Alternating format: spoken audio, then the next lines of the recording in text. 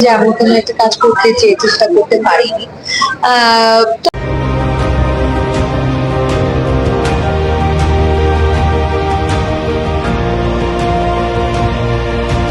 তবে ভালো স্ক্রিপ্ট যেটা আমি চাই, এবং actually you know what, I don't want to talk about this.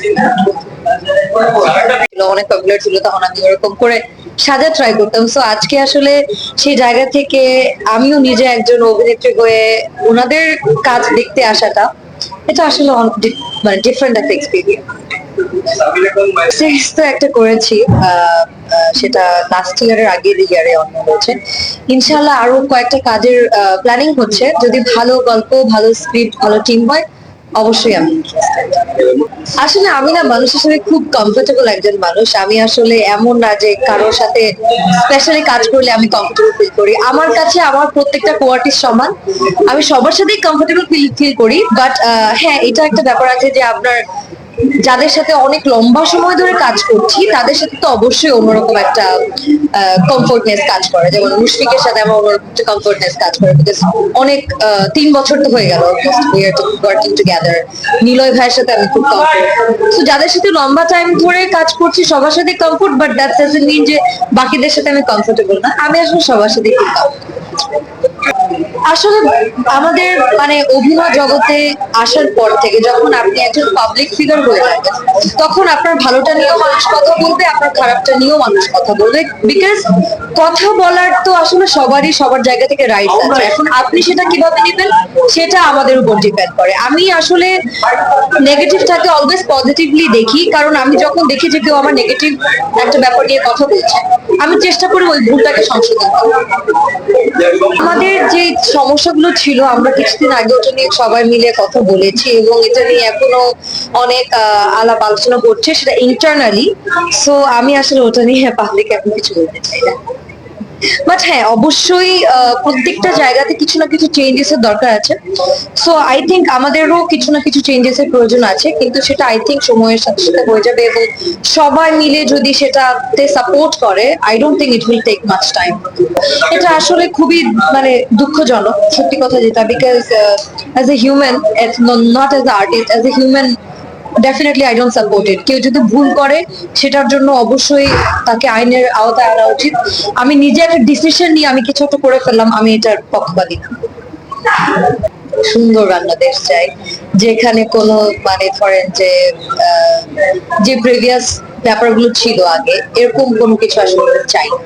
আমরা সবাই চাই, যেমন আমি চাই স্টুডেন্টসরা খুব ভালো করে পড়াশোনা করে ভালো একটা জায়গায় চলে যাক, এবং আমাদের দেশে যেরকম চাকরির অনেক সংকট আছে সেটার উপরে কাজ করা হোক। এডুকেশনের উপরে তো ডেফিনেটলি কাজ করা উচিত, বিকজ আজকের যারা এডুকেটেড মানে এডুকেশন, আজকের যারা পড়াশোনা করে বের হবে ফিউচারে তো ওনারাই আমাদের দেশটা চালাবে, তাই না? সো আমি চাই যে এডুকেশনের জায়গাতে আরো অনেক ফোকাস করা হোক, প্রত্যেকটা ইন্ডাস্ট্রিতে আরো অনেক ফোকাস করা হোক, আমাদের যে বাণিজ্যিক সাইট গুলো আছে সেগুলোতে আরো অনেক ফোকাস করা হোক, এবং হ্যাপি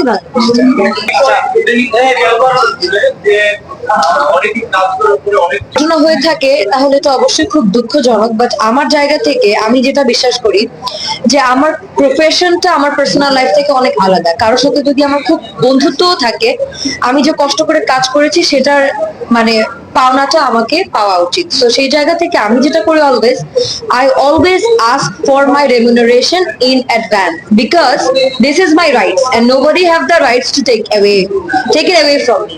সো আমি এটাই বিশ্বাস করি যে আপনি যখন কাজ করবেন আপনি এই জায়গাটাতে অলওয়েজই ক্লিয়ার থাকা উচিত। বিকজ অনেকে আছে যে একটা, যেমন আমি আগে এই মানে ব্যাপারে খুব উইক ছিলাম, যে আমার কাছে মানে আমি কাজ করেছি কিন্তু আমার চাওয়া মানে পাওনা টাকাটা আমার চাইতে খুব লজ্জা লাগতো।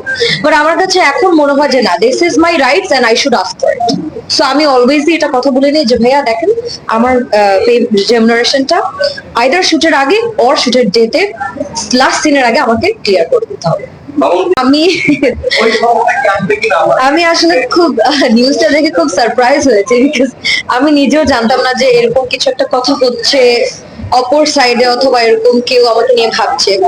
সো আমি যখন ঘুম থেকে উঠে নিউজে দেখেছি সবাই আমাকে মেসেজ করছে, বিকজ ওই ওই নিউজটা খুব পপুলার ছিল, সবাই আমাকে খুব মেসেজিং করছিল। সো হলে ভালো হতো, বাট আলটিমেটলি হয়নি। বাট ইন ফিউচারে of course I want to do good works, better works, so I am waiting for the good time. আমি মানে এই প্রশ্নের উত্তর আমি যেটা বলবো যে এটা কখনো একটা ফিমেল আর্টিস্টের উপর ডিপেন্ড করে না। সেটা কখনোই মানে কোনো কালে কোনো যুগে কোনো ফিমেল আর্টিস্ট এটা কখনোই করেননি। এবং হ্যাঁ, তো এটা মানে আমার জায়গা থেকে বললাম কি কোনো ফিমেল অ্যাক্ট্রেস এখন পর্যন্ত আমার দেখা মতো এরকম কিছু হয়নি আমাদের সেটে। বাট হ্যাঁ, এরকম এটা ট্রু যে এরকম অনেক টাইমে হয় যে সম্পর্ক যার সাথে যার বেটার তাকেই হয়তো অনেক টাইমে নেওয়া হয়। বাট আই ডোন্ট থিঙ্ক এটা হওয়া উচিত, বিকজ এই জায়গাটা আসলে ওপেন থাকা উচিত। প্রত্যেকটা আর্টিস্ট, ভালো আর্টিস্ট যারা, প্রত্যেকেরই সুযোগ থাকা উচিত কাজ করার। এবং আমিও আসলে এটাই চাই যে ব্যাপারটা এরকমই হোক। Thank you.